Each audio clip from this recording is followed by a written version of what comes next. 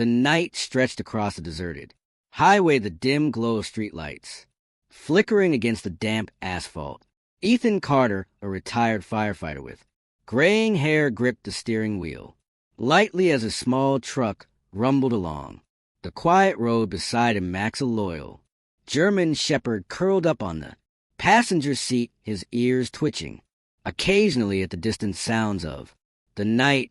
It was a peaceful evening until everything changed in an instant. Up ahead, blinding headlights barreled toward them at an alarming speed. Ethan barely had time to react. He yanked the steering wheel hard, tires screeching against the pavement. The truck skid, veering out of control, slamming through the guardrail and plummeting into a deep roadside ditch. The impact was brutal. Glass shattered, metal groaned, the world flipped violently, then silence. Max let out a weak whimper, forcing himself to crawl out of the wreckage. His body trembled as he turned toward Ethan, his beloved owner, slumped motionless in the driver's seat, blood seeping through his shirt. Max barked, but no answer came. His gaze darted around, desperation flickering in his amber eyes, and something changed. Determination took hold. He had to save Ethan. Max trembled as he stood, his legs weak from the impact, but he had no time to rest. Ethan was still trapped inside the wrecked truck, his breathing faint. If no one came, he wouldn't make it. Max licked Ethan's hand one last time, a silent promise, then turned and sprinted toward the empty road. Pain shot through his limbs, but he kept running. Light rain began to drizzle streetlights, reflecting off the puddles scattered across the asphalt. Cars sped past, their tires splashing through the wet road, oblivious to the desperate creature crying out for help. Max aimed frantically, but no one stopped. He couldn't give up. Then a flicker of hope, flashing lights. Up ahead, a police cruiser was parked on the roadside, its red and blue glow pulsing against the dark pavement. Officer Luke Reynolds stood beside it, scribbling something in his notebook. Mac charged toward him. Luke frowned as a soaking wet, dirt-covered German shepherd barreled toward him. Where did you come from, buddy? He knelt, but Max clamped onto his sleeve, tugging insistently. Max barked furiously, panic flashing in his amber eyes, and suddenly Luke understood this wasn't stray. It was a cry for help. His gaze followed the direction Max had come from, where the road disappeared into the abyss of night. A strange unease settled in his gut. He decided to trust his instincts. "All right, kid, I'm coming with you." Luke threw open the car door, and Max leaped inside, drenched and shivering, but filled with renewed determination. The police cruiser's engine roared to life, cutting through the darkness. The police cruiser sped through the darkened road, headlights slicing through the wet pavement. Luke gripped the steering wheel tightly, his eyes flicking to Max in the rear-view mirror. The dog sat stiffly on the seat, his breath quick and unsteady, claws scratching at the floor as if urging Luck to go faster. Minutes later, Max jumped off the seat, scratching violently at the window, signaling that they had arrived. Luke slowed down, turning onto a dirt path off the highway. As the headlights swept over the deep roadside ditch, his stomach twisted. A small truck lay, overturned, smoke curling from its engine's shattered glass glistening in the dim light, and there a man sat slumped in the driver's seat, blood trailing down his forehead. Max let out a frenzied bark, whining in sheer panic, scratching at the police car door so forcefully that it rattled in its frame. Luke barely had time to react before Max launched himself out. The moment he opened the door, the dog bolted toward the wreckage, leaping onto the car door, pawing at the window, whimpering nonstop, his wet nose pressed desperately against the man's limp hand. Luke grabbed the crushed car door, yanking with all his strength, but the twisted metal wouldn't budge. Damn it, he grit his teeth, throwing his weight against it. Max circled the vehicle, jumping up, scratching at the windshield. His amber eyes is burning with desperate urgency. He turned back to Luke, barking sharply, whining as if pleading for him to act faster. Luke grabbed his radio. "This is Officer Reynolds. I need emergency rescue now. Car accident, one victim trapped, critical Condition a faint groan slipped from the man's lips. Damn it, he's still alive, Luke. Tried shaking him but got no response. Max let out a heart-wrenching whine, leaping onto the door, licking the man's hand through the narrow gap, trying desperately to wake him minutes later. Flashing red lights pierced the night. The rescue team had arrived. One firefighter rushed forward, eyes widening as he peered into the wreckage. Oh hell, that's Carter, you know him, Luke asked. Startled veteran firefighter, one of the best of firefighter, gritted his teeth, waving his team forward. Get the hydraulic cutters were not losing him. Under the flashing lights, Max never took his eyes off Ethan, pawing at his shirt, whining softly as they pulled Ethan onto the stretcher. Max jumped up, placing his paws on his chest, growling when a paramedic tried to move him away. A nurse knelt beside him, gently stroking his head. You really love him, don't you, Max? Locked eyes with her.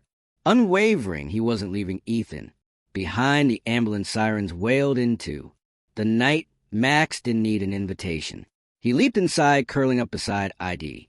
Ethan standing guard like a loyal sentinel. The emergency room doors slammed shut in front of Max. The dog froze, eyes locked on the tiny gap beneath the door, ears pressed flat against his head. Inside, hurried footsteps and muffled voices echoed, but he couldn't understand what they were saying. Ma sat down, panting softly, his rain-soaked fur still cold to the touch. Each passing minute felt like an eternity. He scratched lightly at the door, whining quietly as if his voice alone could reach Ethan and bring him back, but inside there was only silence. Max paced the hallway, weaving between nurses and doctors, sniffing desperately as if trying to catch a sign of Ethan's presence, but no one stopped, no one told him anything. He returned to the emergency room doors, sitting down again, eyes unblinking. Then familiar footsteps approached. Luke came closer, his expression grim. He knelt beside Max, resting a firm hand on the dog's damp fur. We just have to wait, buddy. His voice was heavy, but Max didn't want to wait anymore. A doctor approached Luke, handing him a clipboard. He has 3 broken ribs, severe internal injuries, and a skull fracture. We need to operate immediately. Luke nodded, but then the doctor continued, his tone darkening. But his insurance won't cover the full cost. Without financial support or a guarantor, we can't proceed with surgery. Luke stiffened his fists, clenched. Max lifted his head, ears perking up. The dog stared at the doctor, eyes glinting with an intensity that almost seemed like understanding. For a moment, Max stood still as if processing the weight of those words. Then he bolted. No one needed to explain it to Max. He knew Ethan needed help, and he wasn't go to stand by and watch him die. Max rushed to the reception desk, leaping up, placing his front paws on the counter, letting out a desperate whimper, then a loud bark. His eyes pleading. People turned to look. A young nurse reached out, stroking his back with trembling fingers.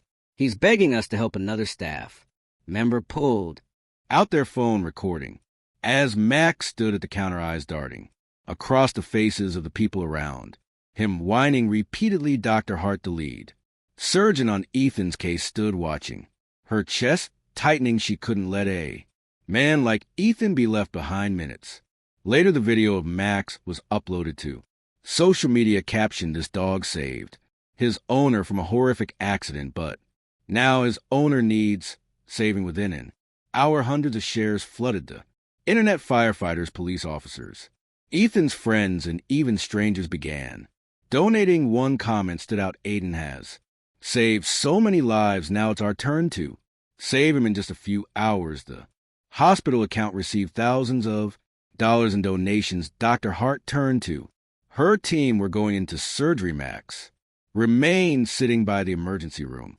doors, unaware that he had just created a miracle. The surgery lasted nearly 6 hours. Max remained motionless outside the operating room, his amber eyes locked onto the closed doors. He didn't understand what was happening inside, but he knew Ethan wasn't back yet, and that terrified him. Outside, the rain had stopped, but Max's fur was still damp, his paws freezing against the cold hospital Tiles, all other sounds faded into the background, leaving only the steady ticking of the wall clock every second.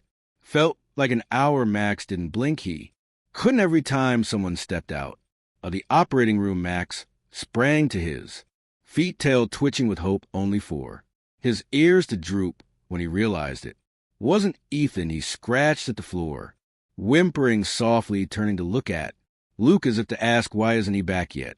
Luke sighed, rubbing Max's head, but had no answer. Then the door swung open. Max snapped upright, every muscle in his body coiled. Dr. Hart pulled down her mask, her face weary but filled with relief. He's going to be okay, Max barked loudly, the sound bursting with emotion, as if he could finally breathe again. But he didn't wait for permission. The moment the doors opened wider, Max darted inside, ignoring the surprise calls of the medical staff. He raced straight to Ethan's bedside, jumping onto the mattress, placing his paws on the blanket, and staring intently at his owner's face. Ethan was still motionless, but then a soft breath escaped his lips. Max froze, eyes unblinking. Then Ethan frowned slightly, his eyelids fluttering, his breathing deepening, and finally he opened his eyes. Max let out a choked whimper, then suddenly barked excitedly, bouncing on the bed like an overjoyed pup. Ethan turned his head toward him, his tired eyes warming into a faint smile. You still here, buddy? Max pressed his head into Ethan's hand, tail wagging wildly, unable to contain his joy. Luke stood at the doorway, watching the scene with a smirk. He never left your side. Hell, he got the whole city to donate for your surgery. Ethan chuckled weakly, brushing his fingers over Max's collar.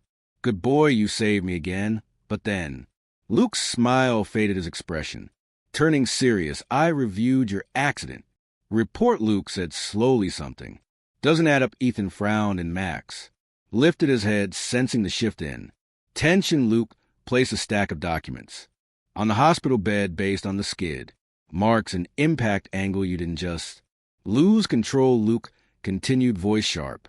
Someone tampered with your brake. Silence filled the room. Ethan clenched the bed sheet, his jaw tightening, his mind raced, replaying the moment before the crash, the way the brakes had failed, the sudden impact, the overwhelming darkness. Someone had wanted him dead, but why? Who? Max inched closer, pressing against Ethan, a silent reassurance, but in his amber eyes there was a glint of something else, caution. Ethan exhaled sharply, his whole body tensed, the weight of the revelation settling in. He wasn't just a survivor of an accident, he was a target. Then a knock echoed through the room. The air in the hospital room grew heavy. Ethan stared at the stack of reports, his hands gripping the bed sheet so tightly that his knuckles turned white. Tampered brakes. His voice was horror, disbelief laced in every word. Luke nodded, his expression grave. You didn't lose control because of slick roads or mechanical failure. The skid marks show that your truck spun out suddenly, just like when brakes fail. Max watched both men closely, his ears perked as if trying to understand. Ethan leaned back against the pillows, trying to recall every detail. Before the crash, he closed his eyes, the memory flashing before him, the blinding headlights, the tires screeching, then darkness. But then something surfaced, a chilling realization hit him right before the crash. When he pressed the brake pedal, nothing happened. The pedal had no resistance, no response. His heart pounded against his ribs. Someone did this, Ethan said, his voice ice cold. Luke met his gaze with a slow nod. And we need to find out who and why. Max whined softly, stepping closer to Ethan, pressing against him protectively. Luke flipped open the file, turning to a particular page. I looked into your history, Ethan, before you retired. You responded to a major industrial fire in the West District, didn't you? Ethan lifted his head, his expression darkening. Yeah, one of the biggest fires I ever worked. Luke continued. A key witness died in that fire, and I found out. He slid a photograph onto the bed. That witness was connected to Lieutenant Eric Dawson. A chill ran down Ethan's spine. Dawson, a former police lieutenant with a long history of corruption allegations, but Never enough evidence to convict if Dawson's involved. Ethan muttered then. Looked at Luke. You think he's behind. This Luke tightened his jaw. I think he has motive, but we need proof. Max let out a low growl, his amber eyes gleaming with instinctual weariness. Ethan glanced down at Max, then clenched his fists. If they wanted me dead, they made a big mistake. Ethan leaned back against a hospital bed, his body still weak, but his mind sharper than ever. What Luke had just said wasn't just speculation, it was a real threat. Max remained by Ethan's side, his amber eyes locked onto the door, as if waiting for something. Luke crossed his arms, his voice firm. If Dawson really is behind this, we need proof, but he never leaves loose ends. Max suddenly tense, his ears snapping upright, his gaze fixed on the door. A low rumbling growl escaped his throat, his fur bristling. Ethan glanced down at Max, feeling the strange tension in the air. A knock echoed through the room. Max barked sharply, the sound not just a normal reaction, but a warning. Luke shot Ethan a look, his expression cautious. The door swung open, and two men in black suits stepped inside. Ethan Carter, one of them, spoke, his voice smooth and calculated. Max let out a deep, guttural growl, stepping closer to Ethan, his eyes never leaving the strangers. Ethan studied them, an unsettling feeling creeping over him.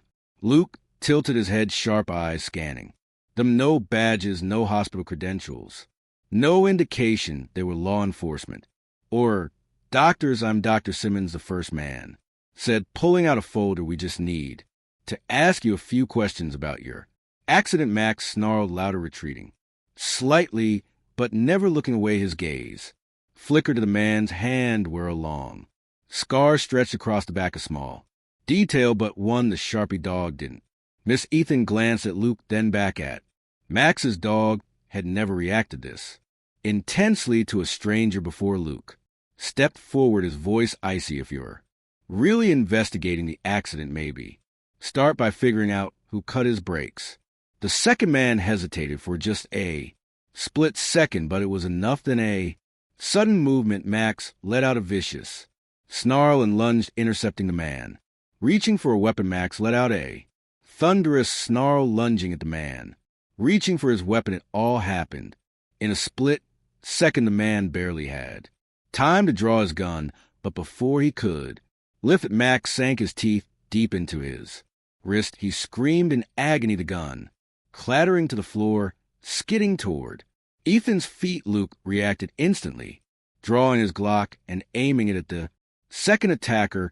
Don't move, but the second man whipped out a knife from behind his back, eyes locked on Ethan. Max released the first man's wrist, whirling around and positioning himself protectively in front of Ethan, bearing his fangs in a feral growl. Ethan gritted his teeth, his body still weak, but he snatched the fallen gun, racking the slide and aiming it directly at the knife-wielding attacker. Tried, Ethan said coldly. The man froze, his eyes darting between Ethan, Luke, and Max. The German shepherd stood poised to strike, breath heavy, unwavering determination in his gaze, with no escape. Both men slowly raised their hands, their faces dark with frustration. Luke moved in swiftly, disarming them and snapping handcuffs onto their wrists, muttering under his breath, thought you could silence us. Wrong move. Max slowly stepped toward Ethan, pressing his head into Ethan's hand, checking to make sure he was okay. Ethan ran his fingers through Max's fur, feeling the familiar warmth. Good boy, he murmured, but then Luke rifled through one of the men's pockets and pulled out a phone, the screen still glowing. A message was displayed: if you fail, retreat immediately, leave no trace. Ethan exchanged a look with Luke, then glanced at Max's eyes turning steely. So there are more of them. Ethan stared at the glowing text on the phone screen: if you fail, retreat immediately, leave no trace. Luke narrowed his eyes, scrolling through the call logs and encrypted messages. I recognize this type of encryption. We can track this back to whoever's behind it. Ethan raised a brow, then let out a relieved breath. Max lifted his head, ears twitching as if sensing the shift in energy. Luke pulled Out his own phone forwarding the data to. The Pret, I'm taking these guys in, and I promise. You, Ethan, I won't let them get away with. This Ethan nodded, trusting him. Completely I know you won't, he reached, down scratching behind Max's ears, feeling the steady heartbeat of his. Loyal. Companion, get some rest, Luke said. Heading for the door, next time I see you. I expect you to be healthy enough for a beer. Ethan chuckled for the first time. In days, Luca sorted the attackers out, leaving Ethan and Max in the quiet. Hospital room. Max nuzzled into Ethan's hand, letting out a soft whine as if to remind him that he was still here, still protecting him. 3 days later, Ethan was discharged from the hospital the morning news blared Lieutenant Eric Dawson and his associates arrested, exposing a deep web of police corruption and assassination attempts. Ethan sat on his front porch reading the headlines while Max rested beside him, head on his lap. Luke called him up. You see, that told you. I get them. Ethan grinned. You did good. Luke. So Luke asked, his voice like you. Ready for that beer yet? Ethan glanced down at Max, patting his head. I think we have someone else here who deserves a reward too. Max wagged his tail excitedly, as if understanding every word as Ethan stood up. Max rose beside him, ready to move forward because no matter what happened next, Ethan knew one thing for certain: Max would always be by his side, his companion, his protector, his silent hero.